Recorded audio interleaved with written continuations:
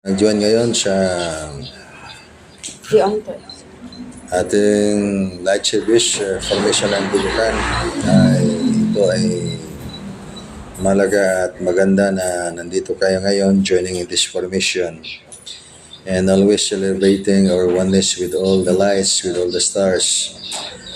At sa ganitong paraan, patuloy natin na maipalago ang ating cultivation na siyang higit na kailangan ng bawat isa sa panahon ngayon upang manatiling magkaroon ng balanse sa buhay, balanse sa enerhiya.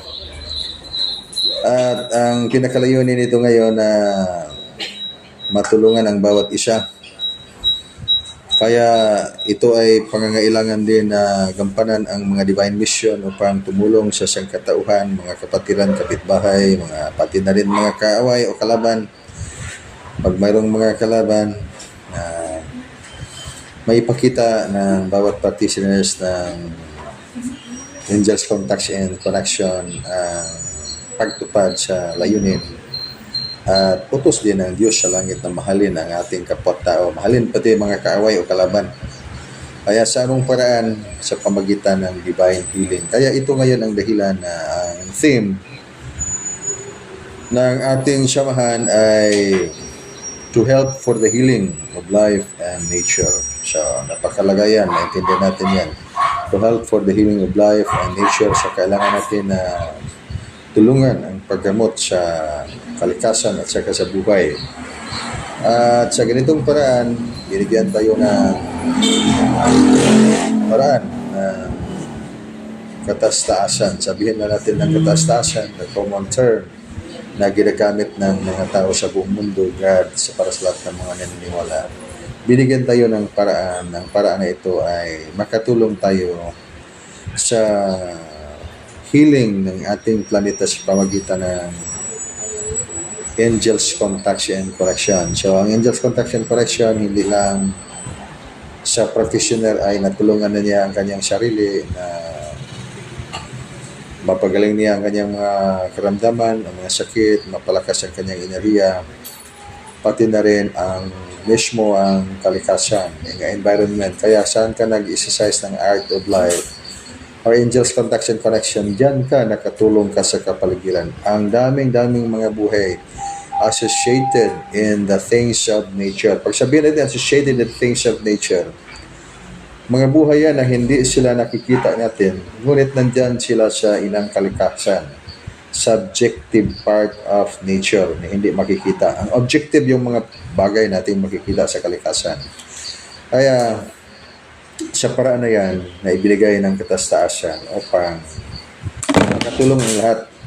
Ang lahat ay makatulong na gamutin ang mga sakit ng kalikasan. So hindi lang itong mga taong may sakit, pati na rin ang mga ating kapaligiran ay maraming mga sakit. At ang mga tao ay dahil ay tumanggap ng mga signal sa kapaligiran. So pag yung masama ang signal sa kapaligiran at maging matanggap din sa mga taong nandyan sa loob ng kapaligiran na yan. Kaya kailangan din linisin natin ang ating mga kapaligiran sa mga masamang mga enerhiya, mga demonic na mga enerhiya, mga galit, takot, lahat ng mga klaseng mga negatibong enerhiya nandyan sa ating kapaligiran. Kailangan niya't lahat ay tulungan nating malinis ang mga negative na energy. Sa anong paraan? Yan na yan yung ibinigay ng ating Supreme Master of Wisdom, Makadastar, Supreme Light Angels. Pag ating sabihin itong Supreme Master of Wisdom, Makadastar, Supreme Light Angels, ay hindi naman tayo magkamali nito dahil hindi man lang ito paniniwala, dahil sadyang inyong makita bawat panahon na kayo ay gumawa ng Angels Contacts and Correction. Makita man ninyo yung mga Supreme Light Angels by way of watching the mysterious lights manifesting the sky. So madali lang maintindihan ng bawat isa dahil nandiyan sila, makikita sila. At ang mensahe ngayon na mahalaga na ipaabot sa ating Supreme Master na iniutos din sa akin na ipaabot sa lahat na ipalago ang Angels Contacts and Connection dahil hindi lang ang mga buhay ang iyong tinutulungan na mga tao na nandyan, naniniwala sa inyong mga ginagawa o sa ating mga ginagawa, pati na rin ating mga buhay na hindi lang natin nakikita, mismong itong kalikasan ay ating tinutulungan dahil ito ang pangangailangan natin ngayon at ang ating kalikasan. Nandito tayo ngayon sa punto ng planetary ascension na mataas ang antas ng enerhiya na pag hindi maintindihan itong enerhiya, ito ay magdudulot ito ng pagkawasak din sa lahat ng mga taong maipigtahan. So bakit pagkawasak na wala man tayong ginagawang mga masasama o hindi mabuting mga bagay o bakit man ito ay mawawasak? Dahil ang pinakamakapangyarihang pulsa ng buhay ng buong mundo, dito tayo sa life's mystical point. Itong equilibrium or balance. So, magiman, basta sabihin lang natin na tayo ay mabuti man natin mga ginagawa, hindi tayo sa magawa ng mabuting mga bagay. Lahat natin mga ginawa lahat ay mga mabubuting mga gawa. Kaya ginagawa natin mga mabuting mga gawa. Ngunit, bakit may pagkawasak ang dami-daming mga tao na nakaranas na mabuting mga ginawa, nagdasal bawat gabi, bawat araw nagdasal at gumawa ng mabuting mga bagay, ngunit nawawasak at sinisisi nila ang katastasan dahil nabigo sila sa kanilang mga buhay. Ang pinakarason niyan ay yung influencing energy sa ating kapaligiran.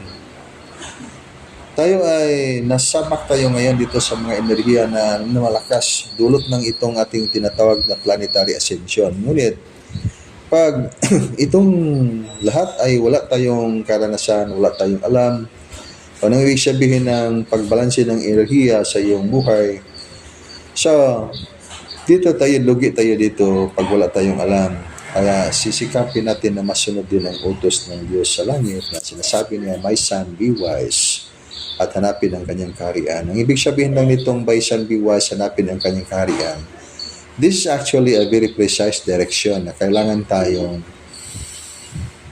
makagising sa ating espiritual na kamalayan upang mahanap natin ang kanyang kaharian. Dahil sa paghanap ng kanyang kaharian, hindi man natin yan mahanap pag hindi natin mabuksan ang espiritual na kamalayan.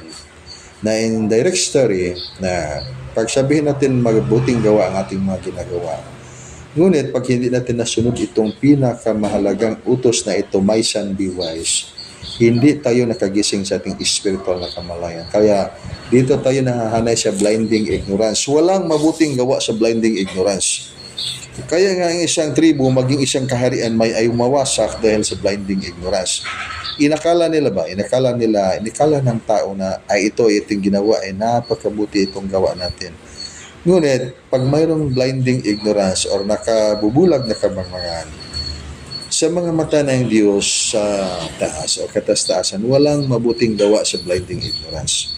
Kaya nga masyadong napagod at natalo ang isang tao. Talunan sa bawat panahon ang siyang katauhan na hindi nakatututo nitong mga aral na ito dahil hindi man nila sinunod ang utos ng Diyos na "My son, be wise." Kaya sisisihin sa bandang huli ang Diyos dahil hindi tinulungan at nang ginasal ang tao ay hindi narinig ang Diyos at walang nangyaring maganda sa buhay. Yan ay common yan na nangyayari sa mga tao na may mga karanasan ng pagkawasak ng buhay dahil hindi nila alam kung bakit nawasak ang buhay. At again, sa pinakadahilan na nakaranas sila ng energy imbalance. Ito, pag makaranas ang tao ng energy imbalance, nandiyan na lahat yung mga pagsubok ng buhay. The world is very tricky and unkind. Napakadulas itong mundo at hindi pa mabuti ang mundo. Walang mabuting kapalaran sa mga taong mayroong nakabubulag na kamangmangan. Kahit sino mang taong mayroon.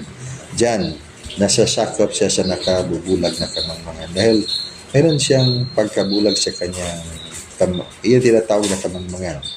Mayroong pagkabulag sa kanyang sarili na hindi niya natutunan ang mga bagay na talagang kailangang matutunan upang maiwasan ang pagkawasak sa bandang huli. Ito din ang pinakatima sa ating panahon ngayon.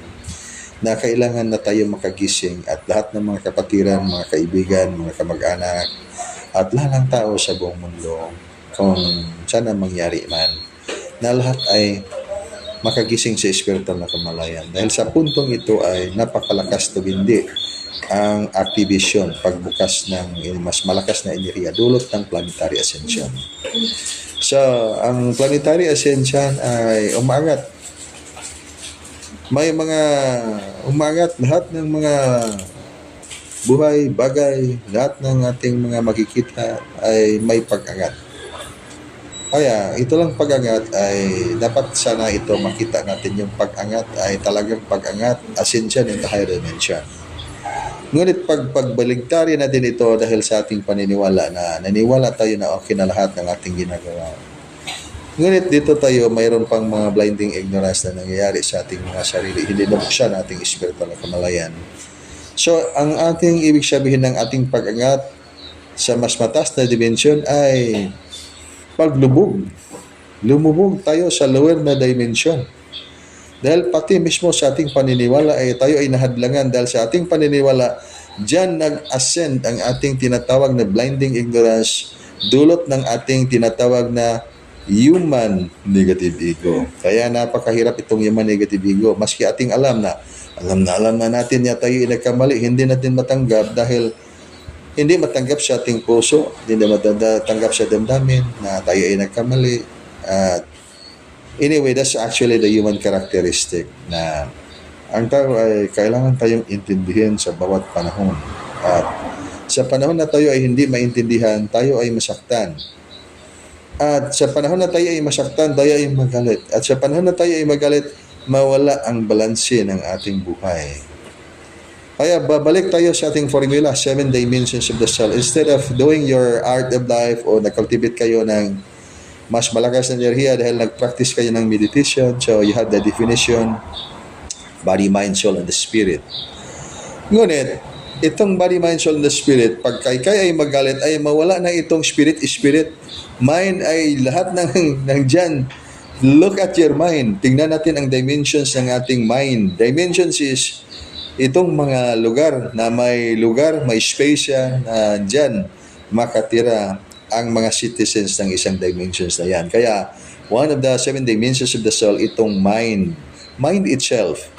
So, we have the mind dimension. Kaya, pag tayo ay galit at hindi natin mabalanse ang ating isip dahil nandyan ang maraming mga citizens dyan, ng mga rebellious citizens, guluhin ang iyong katahimikan sa kaluluwa. Dahil nandyan man, tumira man sila dyan sa iyong dimensions ng kaluluwa na tawag mind dimension or mental dimensions of yourself. Kaya walang kapahingaan ng kaluluwa dahil magulo ang kaluluwa dahil sa napakaraming mga rebellious, mga negative na mga citizens na diyan tumira sa kaluluwa. So that's why as the mind is always receiving energies and the signals from the environment, hindi may wasan na gumulo ang isip ng tao.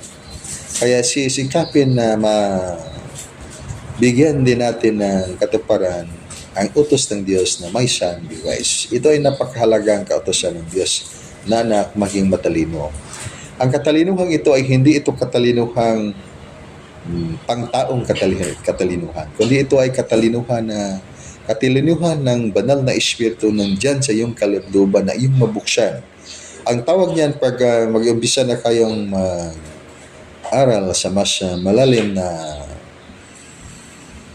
link dyan sa College of Mystery, especially in the Golden Star Formations, ay ang tawag niyan informations of advanced spiritual function. Napakahalaga yung mga information na yan.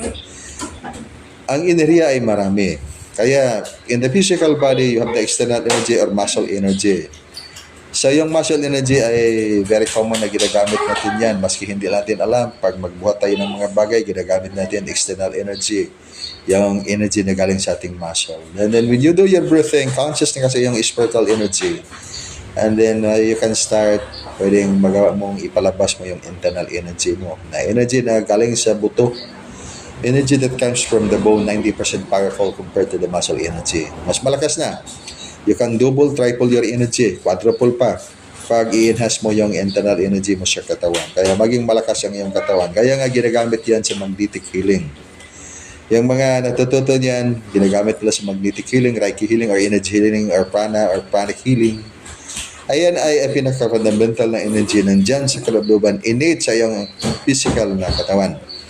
Kaya pwede natin i-enhance. Kaya yan, ini-enhance yan sa ating training ng hilot, Dugukan Hilot System. So, I'm almost done with the volume 4. This is actually the Dugukan Hilot System. Ayan ay napakahalaga yan. Kailangan natin i-discuss yan later on. Pag matapos na, so you should have the copy of the book of Dugukan Volume 4, Dugukan Hilot System. Ayan, balik tayo. So, itong external energy ay palagi natin ginagamit. At very common sa lahat ng mga tao. Internal system is hindi masyado. Dahil ang mga tao lang na nag-cultivate, ang may consciousness sila na kailangan nilang gamitin ang kanilang mas malakas na enerhiya, kapangyarihan nandyan sa kaloob-looban. So that's actually 90% powerful than the muscle energy. But then what's the difference between internal energy and the vital force? So dito ay i-dissect natin for a better understanding sa pinaka-topic natin dito para masyadong maintindihan natin. This is actually part of the holistic art of Dugukan para ating masyadong maintindihan. So, what's the difference between internal energy and the vital force? So, pag sabihin natin internal energy is actually energy that comes from the bone. Mga enerhiya na galing sa iyong buto. So, you can multiply your energy, you can double your energy, or triple or quadruple, or higit pa niyan, mas malakas na enerhiya sa katawan. Kaya pag magkasakit tayo, may stress tayo, so, enhance ninyo yung internal energy, so madali lang ninyo i-refresh ang inyong katawan. Madali lang niya i-refresh ang iyong utak, ang emotion dimension, kaya madali na lang i-control lahat ng mga dimensions sa kaluluwa. Hindi tayo mapagod. Pag sabihin ng master ba, itong guro ay nakatingin sa atin ngayon. At palagay lang natin, this is actually a good story. Pero mamaya na we will try to speak this just to look at kung ano kahalaga itong ating pag-usapan ngayon na mga kaalaman at kaalaman na higit na kailangan sa panahon natin ngayon. So, pag ito ng internal energy ay nag-work out na sa iyong katawan dahil ginawa mong exercise, basic exercise, control your breathing, control your mind, control your muscle. So, tatlo yan. So, hindi yan na, palagi naman akong gumagawa sa aking magawain everyday. So, mayroon na akong exercise. So, mayroon ka talagang exercise but nahana yan sa external energy na exercise. Yung ini-exercise natin ang ating external energy, muscle energy, thinking that the exercise can strengthen the bones, which is really true. But perhaps it could be 1 to 2%, 3% ang epekto na patigasin ang iyong mga buto. Because of the method of the exercise you're doing, external method. Ngunit when you begin doing the exercise internal method, so you do your inner cultivation. So basically, mayroong elemento, control your mind, control your breathing, control your muscles. So yung tatlo will play very crucial role in your inner cultivation. So maging ang iyong exercise at talagang inner cultivation na. Hindi natin masasabi na ako may ginagawa mo ako, nagdabat araw nagtrabaho na ako, so kaya ako ay nag-exercise na. Nag-exercise tayo, ngunit ang tinatamaan ng exercise na yan ay ang ating muscle energy. Hindi yan na makapataas sa ating buhay dahil nakita naman natin yan, dami-daming mga athletes na nasubra ang mga ensayo at walang internal energy cultivation ay hindi mahaba ang kanilang buhay. So, maaga silang namatay dahil sa masyadong nag-exercise, nasubra yung exercise at hindi tumagal ang mga buhay sa physical na katawan. Ngunit yung mga energy cultivator, maski tumanda na sila, maging 100 years old na, ngunit ay malakas pa rin ang kanilang katawan dahil very conscious sila sa kanilang ginagawa. Ang holistic art na ginagawa nila ay inner cultivation. Internal energy yan. Yung tinatawag natin na bone energy, 90% powerful than the muscle energy. So, yan ay malakas yan. Ngunit, what's the difference between vital force and the internal energy? So, vital force, we're talking about vital force. So, that's why in the book of Dugukan Volume 4, I try to emphasize what's internal energy and what's vital force. So, in talking about vital force, yan ay enerhiya, kasama na yan, nandyan, ang mga informations of your advanced spiritual function. So, napakaraming internal connection energy nandyan sa ating kalubluban ng kaluluwa na hindi nahahanay sa internal energy na bone energy. Ngunit nahahanay siya beyond that. At ang tawag pa rin yan ay internal energy dahil nandyan man sa kalubluban ng ating mga dimensions ng kaluluwa. Ngunit in particular, vital force, itong vital force ay mas malawak ang kahulugan dahil included in the package of vital force yung lahat ng mga enerhiya na connection mo sa advanced na spiritual na mundo. Higher and higher and higher dimension. Walang highest. When you're talking about highest, pagdating mo sa highest, end up the game is over. Why is it the game is over? Kagaya ba natin ngayon, pag sabihin natin, nandito na tayo ngayon sa pinakataas na antas ng ating spirituality. And that means to say the game is over. People watching you ay nakakita sa iyong limitasyon na hindi pa yan masyadong mataas. Kaya dyan ka lang up to that point. Because the game is over, you have already concluded na hanggang ganyan lang ang iyong maabot. Kaya in the dimensions of talking about mystical point in life, higher and higher and higher dimension, walang katapusan ang higher.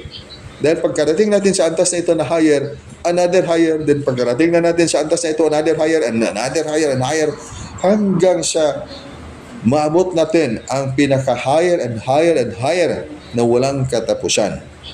And just the point of learning the life's mystical point. Kaya, we have done the College of Mystery. So, after we have done the College of Mystery, so, we go to the Beyond College of Mystery.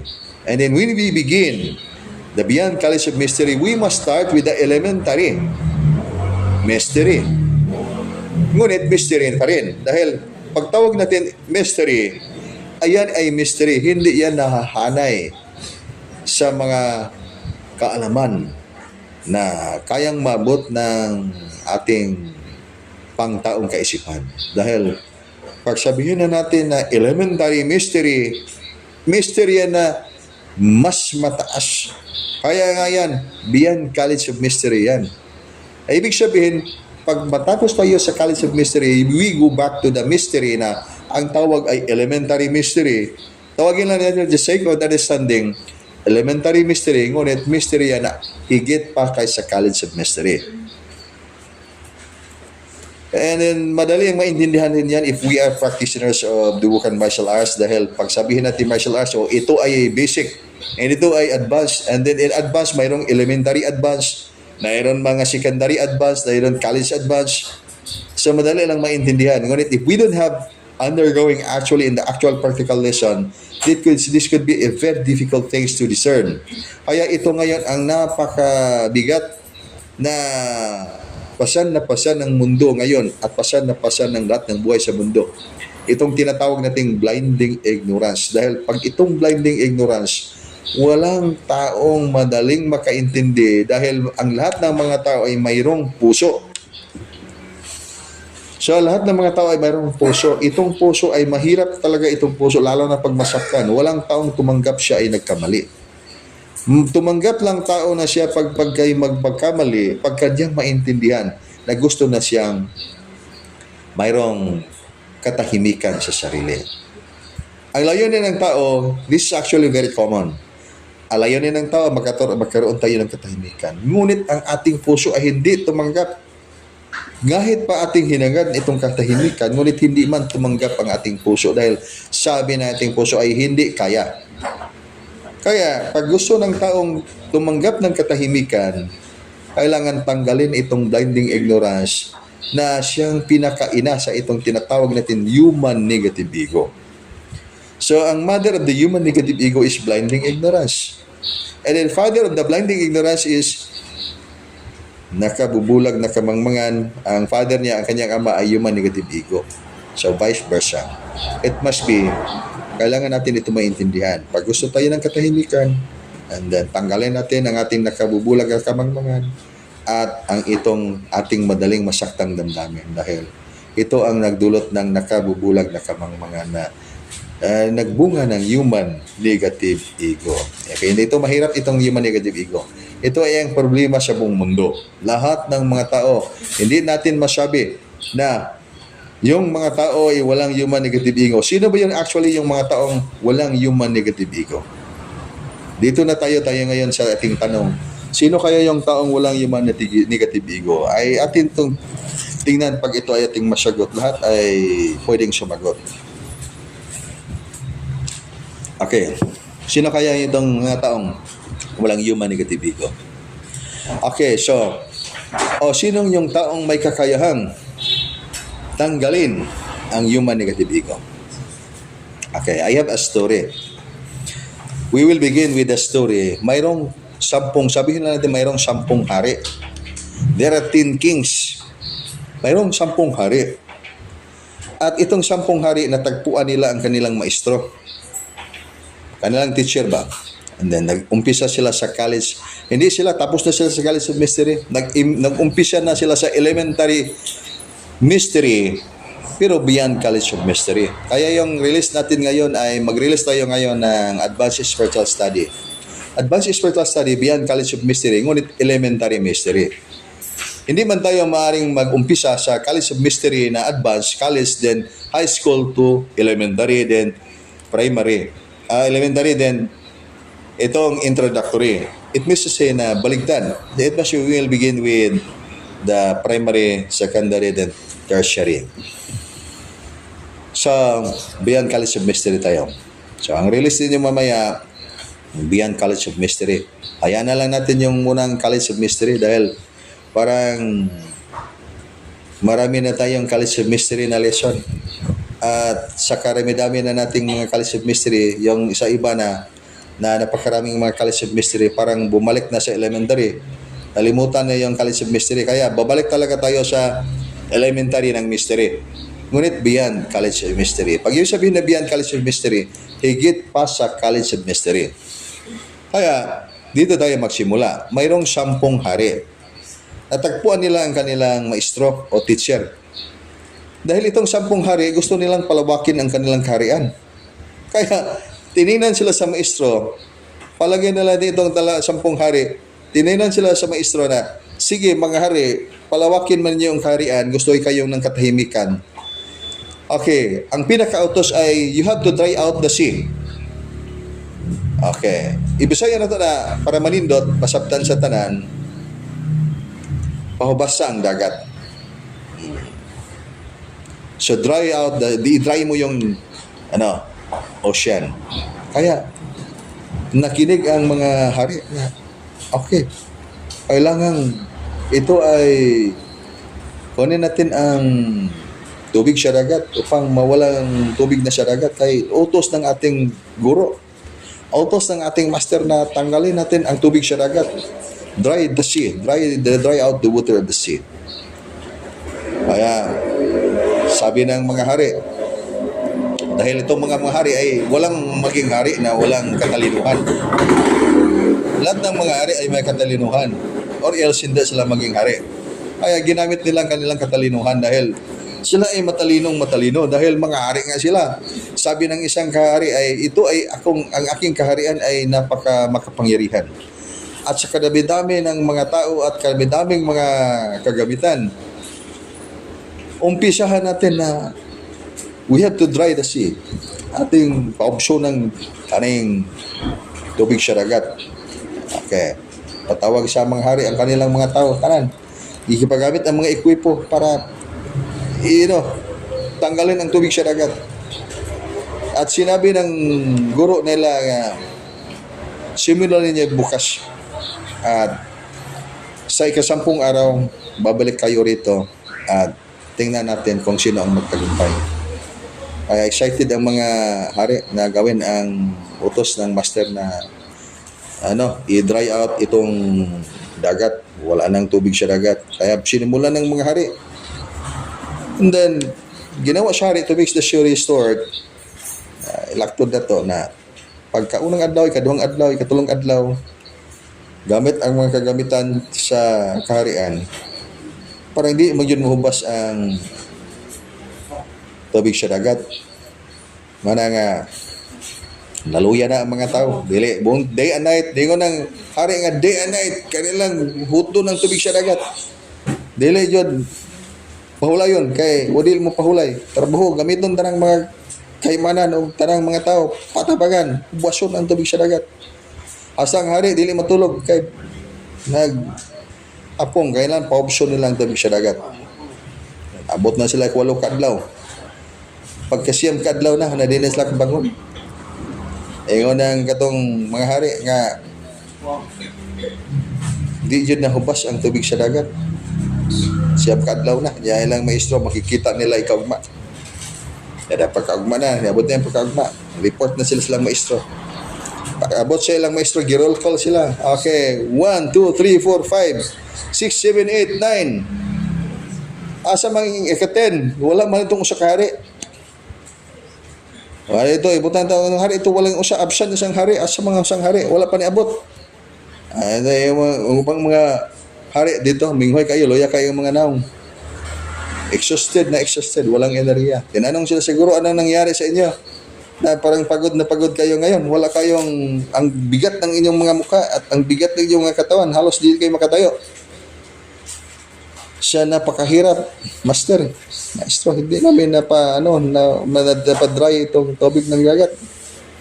Maski pa sa ginagamit namin na kapangyarihan na lahat ay inuubos namin na mga puwersa para mapahubas ang tubig sa dagat ay walang nangyari.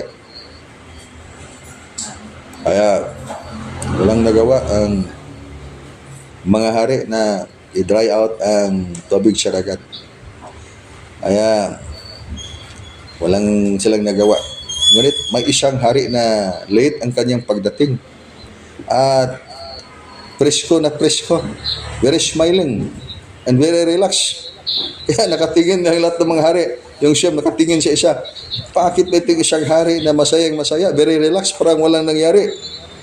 Tinanong siya sa maestro, hari, anong ginawa mo? Parang relax ka ngayon at very smiling pa yung mukha mo ngayon. Sabi ng hari, ang ganda para master na i-dry out ang tubig ng dagat. Napakasarap. Alam mo ba anong ginawa mo? Yung utos mo, maestro, ay ginawa ko. Kaya nga ako ay masaya ngayon dahil ang sarap pala ng buhay pag walang tubig ang dagat. Kaya sinabi ng maestro, magaling, nakapasa ka. Kaya you proceed to the secondary level ng mystery na beyond College of Mystery. Kaya ang lesson dyan, masayang masaya itong isang hari dahil ang sarap pala yung sabi ng kanilang guro na pabasin mo yung tubig sa dagat. At sabi ng isang hari, ang ganda pala ng pag walang tubig ng dagat. Kaya nagtagumpay siya sa kanyang ginawa. Kaya nagtanong itong mga hari, ibang hari, anong ginawa mo? Anong ginawa mo na masayang masaya ka at nagtagumpay ka na kinuha mo yung tubig sa, inubos mo yung tubig sa dagat?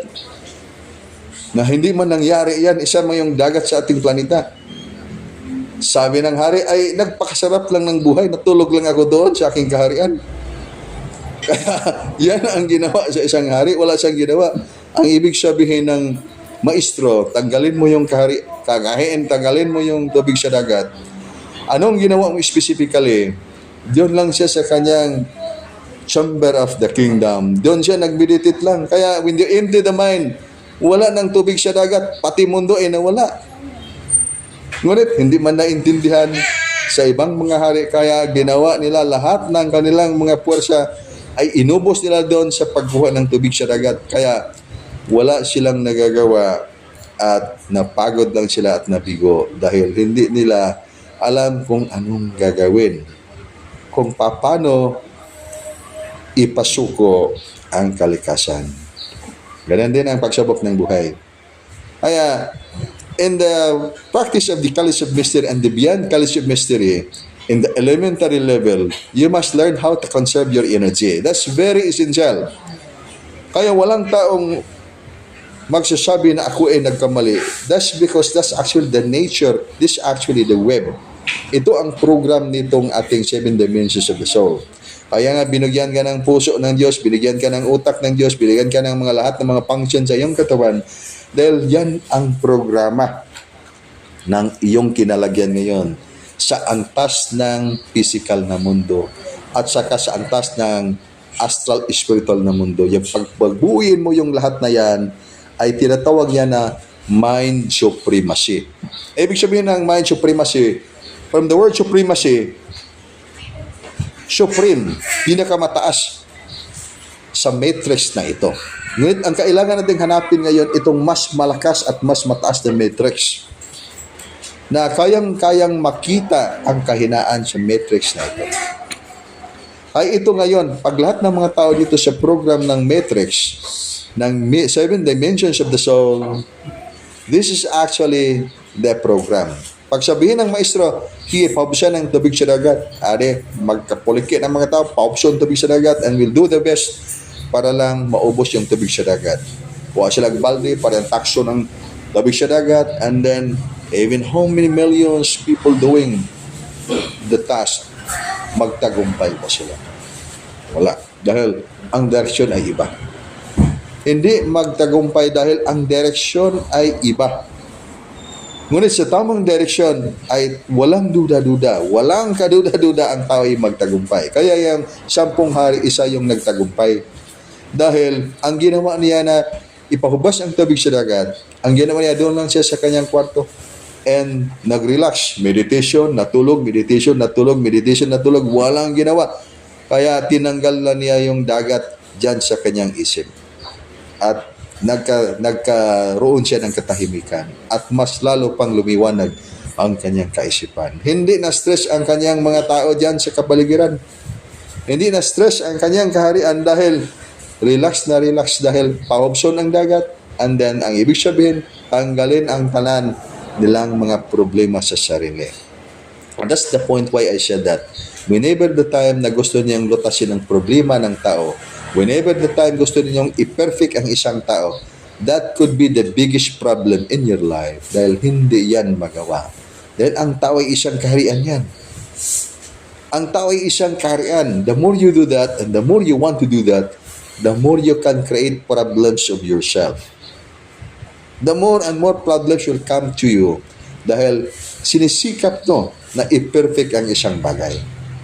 Kaya, pag dito tayo sa tuturuan ng Holistic Art of Dugukan, itinuturo natin dito ang 4 na mother lesson. Magsimula lang tayo sa pagsunod sa utos ng Diyos. Ang unang utos na Diyos na ating pakinggan ay hanapin ang kanyang kaharian. Sa paghanap sa kanyang kaharian, hindi mahanap pag walang susi. Ang pinakasusi ay wisdom. Kaya, we must first activate wisdom. And then the second mother lesson of all the lesson ay dito tayo babagsak na we have to understand our unity with Divine Mother Nature. And this is actually a very nice story. And this is just a simple story. This is actually reality. I am not actually creating a theory. I'm talking about reality na pwede ninyong makonfirm sa inyong buhay pag papasok kayo sa Advanced Spiritual Study beyond College of Mystery, but elementary level ito. Elementary level. Babalik muna tayo sa elementarya. Huwag muna tayo sa pinakamataas. Tanggalin muna natin itong highest. Walang highest. Pag sabihin mong highest, dito lang nang nangyayari sa ating physical na mundo. Dahil pag dito tayo sa physical na mundo, mayroon tayong tinatawag na supreme. Supreme leader, supreme master, supreme, yung pinakamataas. Ngunit that's actually the title. Beyond that, hindi natin alam. Kaya may sukat itong mundo dahil mayroon tayong antas na tiningnan. Ngunit, we go outside this matrix. Kasi hanapin man natin ang kanyang kaharian. And then the more we will validate our story na ito ang pinakamataas dahil nabasa natin sa kasulatan, the more ating ipinakita ang kahinaan ng ating pundasyon. Dahil makikita yan sa mga taong nandyan sa antas na mas mataas ang dimension. Kaya sikapin muna tayo na yun na pumunta muna tayo sa mas mataas na dimension. So, tingnan natin dito sa dimension ng elementary ang antas, ngunit beyond College of Mystery. So, for example, itong tanong natin, ang physical na katawan ay mamamatay. Listen muna tayo ngayon. So, Ang physical na katawan ay mamamatay dahil carbon atom life foundation yan. Protons, neutrons, electrons, periodic element. So, hindi mabubuhay dahil made up of material things. So, magbabago, mamatay, magbabago, mamatay, magbabago, mamatay. So, kagaya ng sinasabi ba, if you notice, yung may mga master na magsasabi, and in fact propagated by the followers until this time na sinasabi nila babalik ang aming master dahil sinasabi sa aming master na babalik ako. Okay.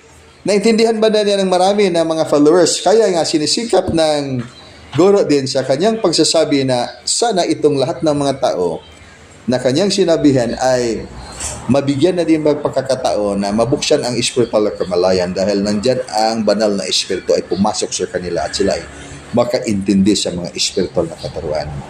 Kaya ibig sabihin ng babalik siya, may tao bang hindi babalik? Na yung pagmamatay ang physical ay magbabago din. Kaya dahil para siya ay magbabago at kumpleto ang kanyang pagbago ay magbabalik rin.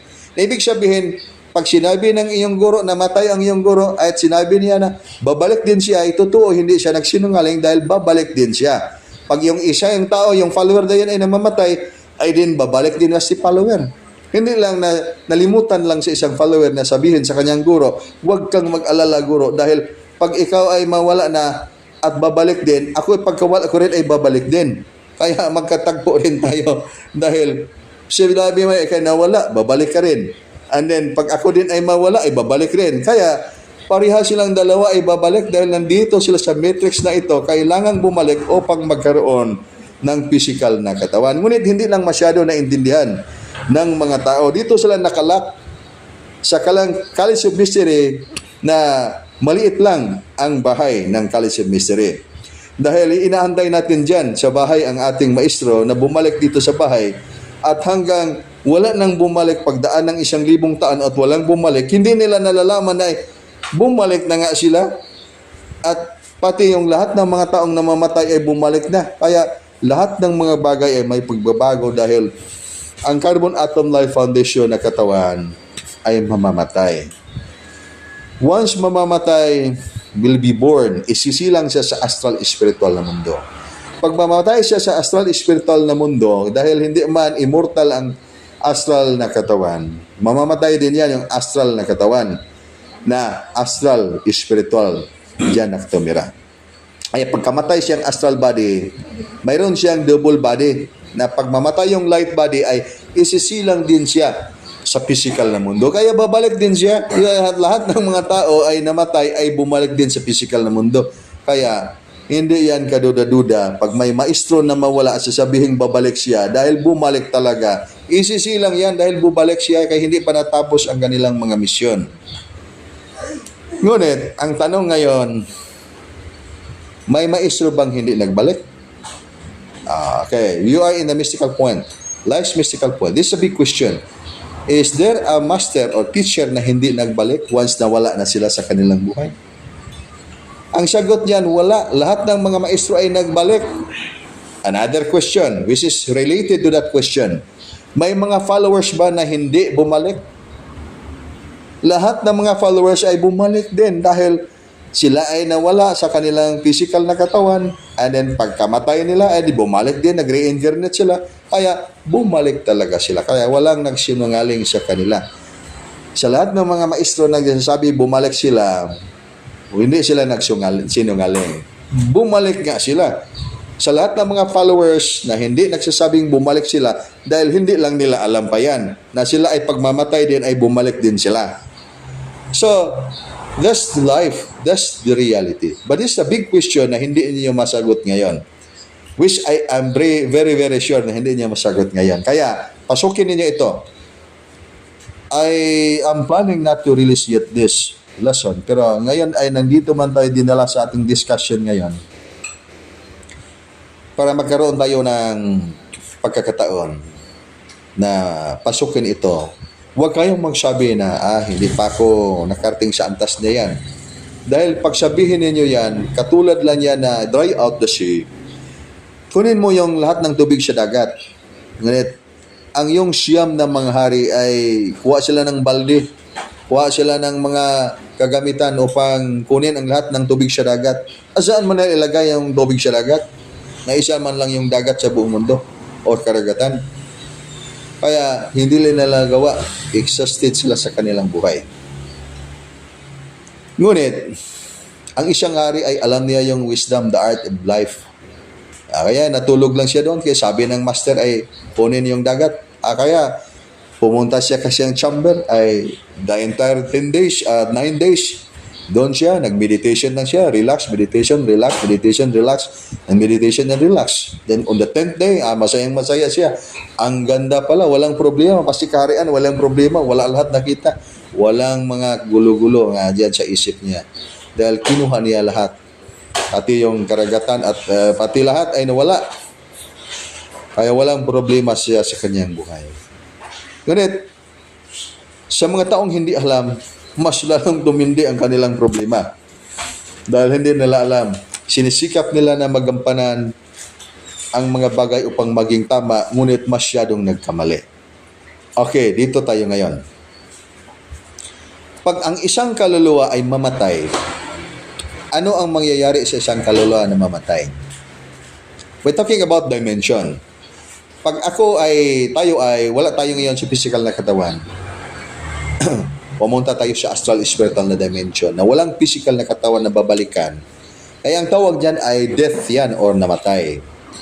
Ngunit pag natulog lang tayo, pumunta tayo sa astral spiritual na dimension, and then, na-disturb ang ating physical na katawan or early morning, as usual, nangyari ay gumising tayo, nagbalik tayo sa physical na katawan natin. Kaya gumising tayo.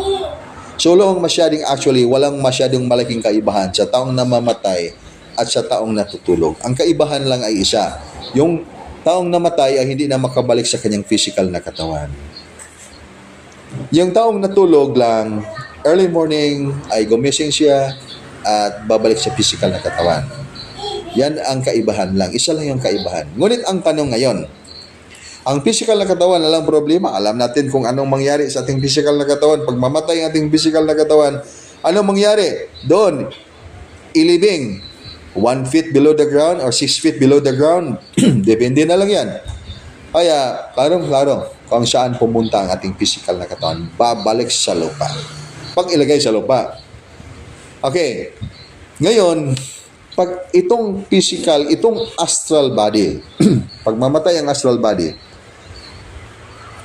ano ang mangyayari sa isang kaluluwa na mamatay ang kanyang katawan? Ang tawag sa katawan niya yan, astral body, na hindi siya isisilang sa physical na katawan. Hindi siya isisilang sa physical na katawan. Ibig sabihin, hindi siya ma-reincarnated dahil walang destiny na nakasulat. Hindi siya nakapunta sa Office of the Reincarnation sa spiritual world upang bigyan siya ng kapalaran. Bigyan siya iba ng lesson. Okay, ika Mr. King, ika Mr. Queen, Mrs. Queen, o Miss Princess, sabihin natin na ganyan. Dahil gusto ka mang umakyat sa mas mataas na antas ng buhay, gusto kang makapasok sa aking kaharian, kaya mag-reincarnate ka ng buhay. Galing ka man sa pagka-queen o pagka-king sa sinaunang panahon. Okay, alam mo na yung paano matutunan ang klaseng buhay na yan. Kaya, bumalik ka sa planeta upang matutunan mo itong buhay na ito. Kaya bigyan ka ng kapalaran. Mayroong mga kapalaran na nakalagay sa iyo dyan.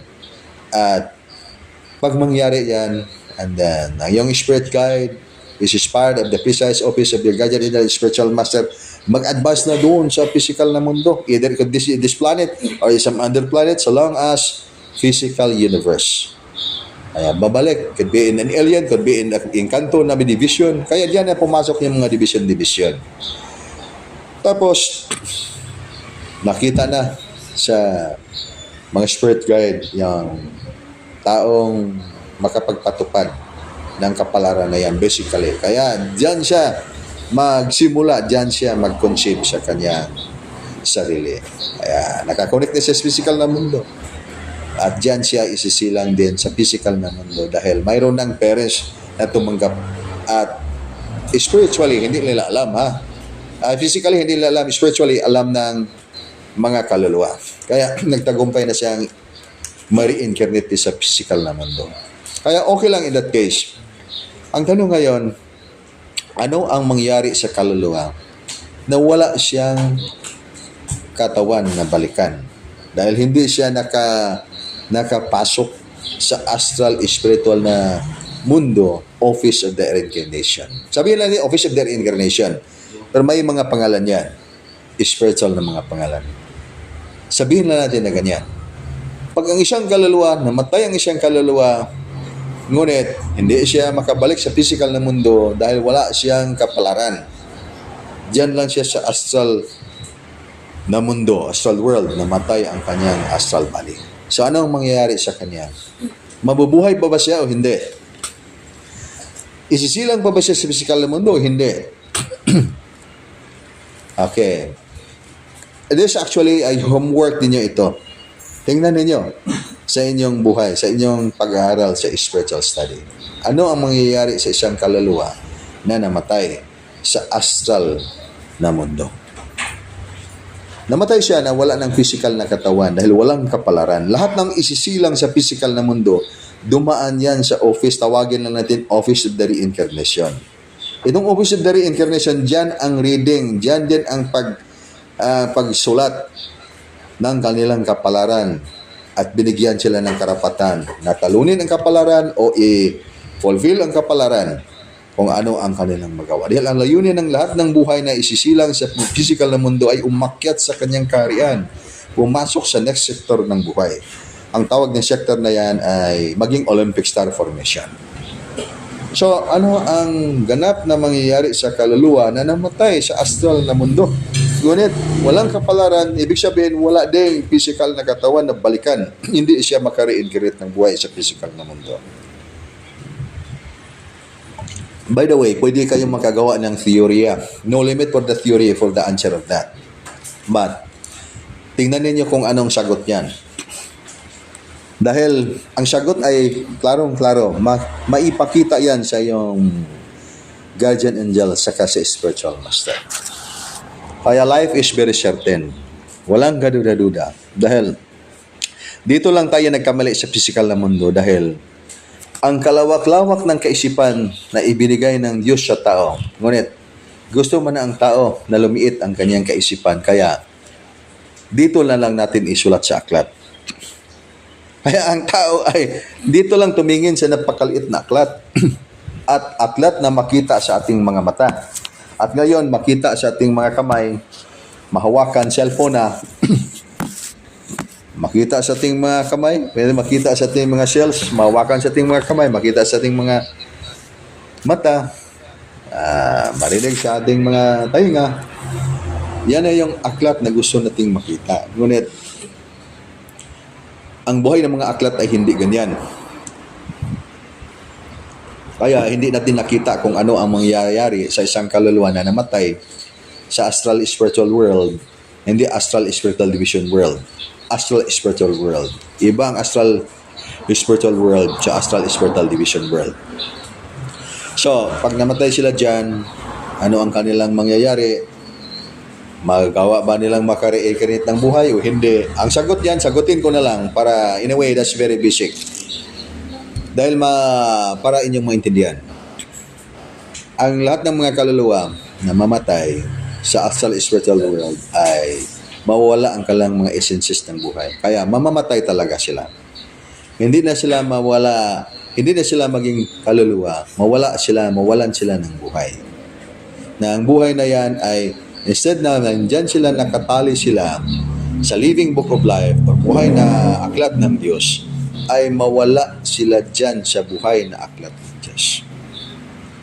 Kaya saan man sila pumunta kung magkaganon? Kaya yung lahat ng mga essences ng kanilang buhay ay mawawala, will scattered, and we could be fragmented. Mapowderize yan, parang walang maglaho na, parang bula na maglaho sa kawalan.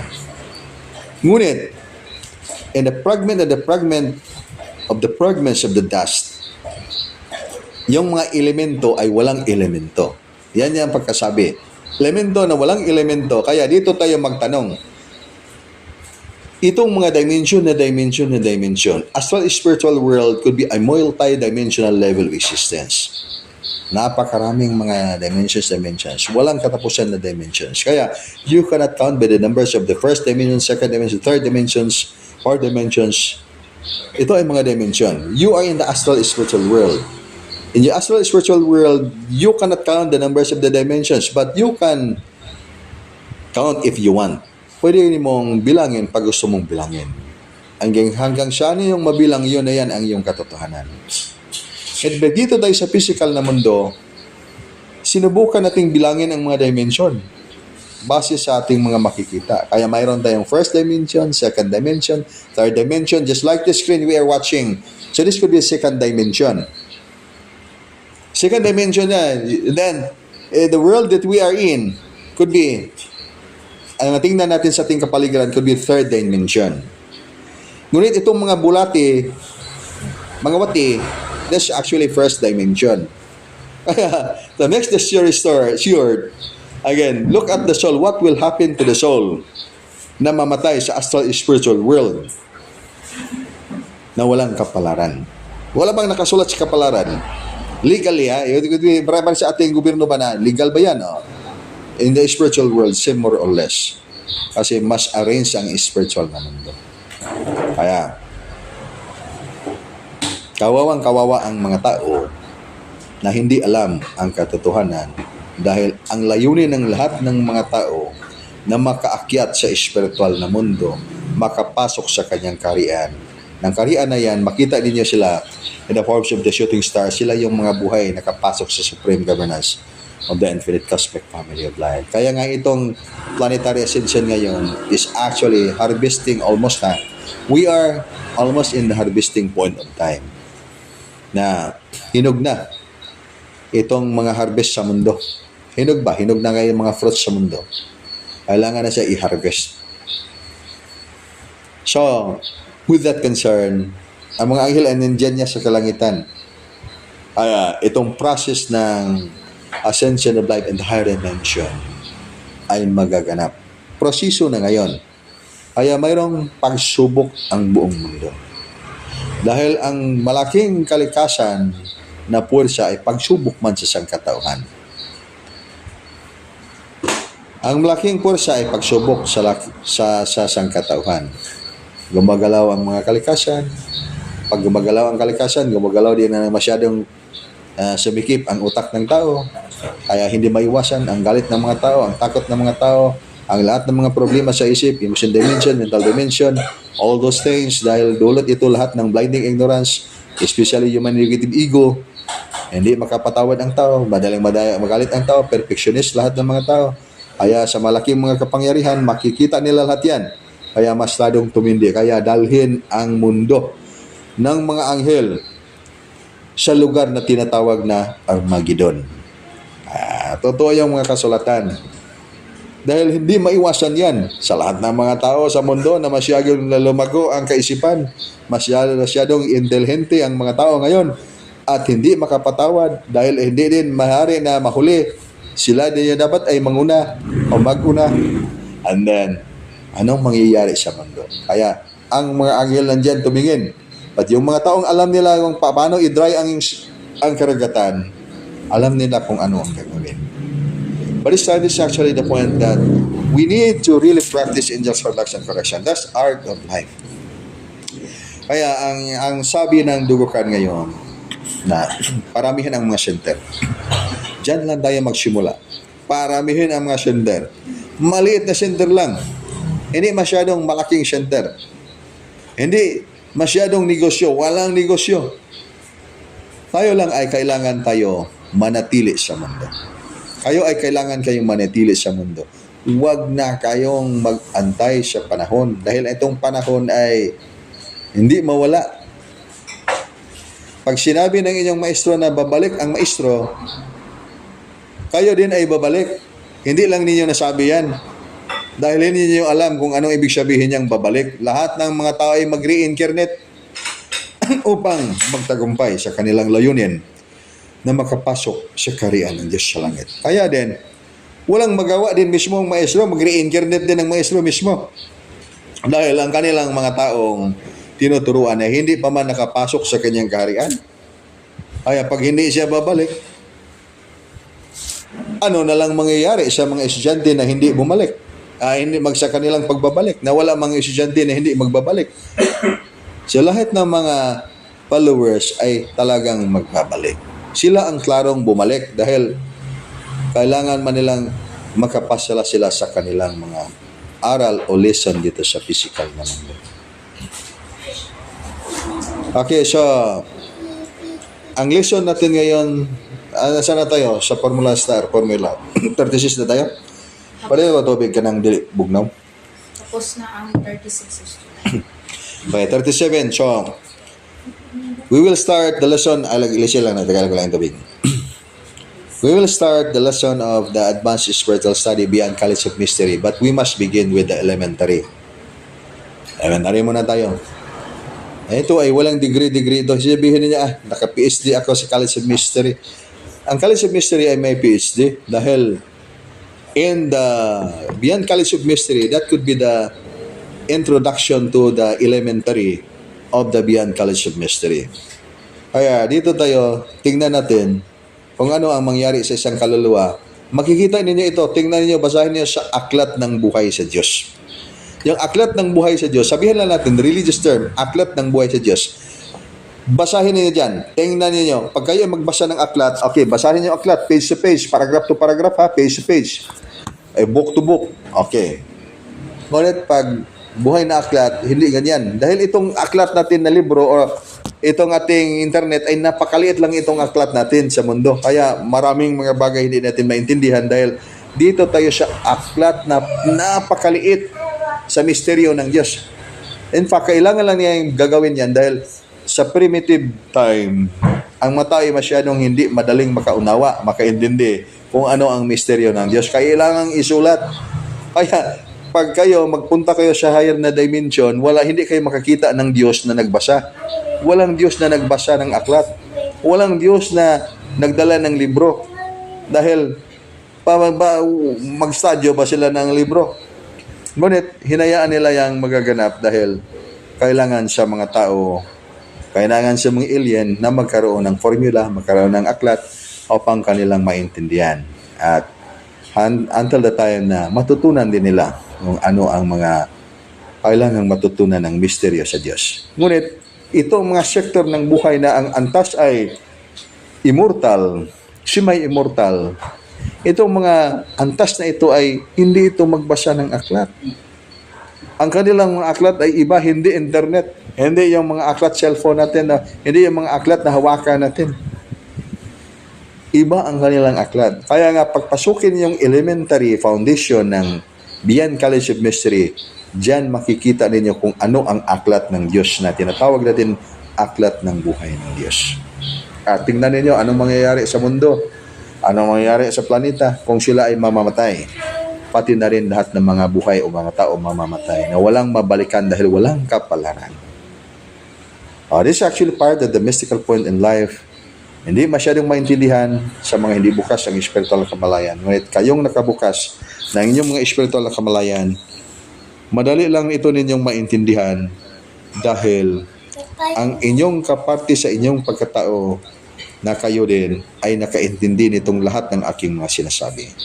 Only in this matrix na tinatawag natin 7 foundations of the soul, yung part nito ay hindi makaintindi. Ngunit itong mga nandyan sa kalooban ninyo, which are part of the immortal foundations of your soul, ay nakaintindi. Ngunit ang tatlong dimension ng inyong kaluluwa na mortal dimensions ay hindi pa nakaintindi. Hanggang siya makaintindi dahil mabuksan ang spiritual na kamalayan. Pagbalaan sa kinabuhi, pag sa kinayahan, bin.